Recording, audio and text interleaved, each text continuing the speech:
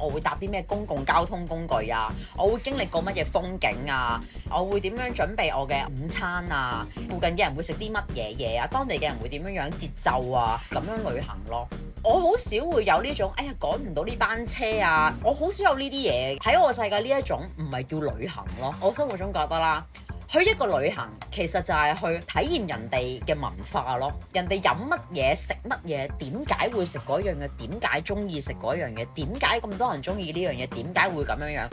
即係去體驗人嘅文化咯。你去到旅行嘅時候，哇！人哋最好嗰啲你全部 enjoy 晒，咁你喺香港你實覺得香港乜都唔好㗎。你去人哋啲地方下下，哇！人哋邊間酒店最好食啊，去嗰度瞓嗰度食，邊度食嘢最貴嘅，你又去嗰度食。你不停去人哋國家睇晒人哋所有佢哋最好嘅嘢，然後你就覺得，哎呀，我住嘅地方唔好啦，點。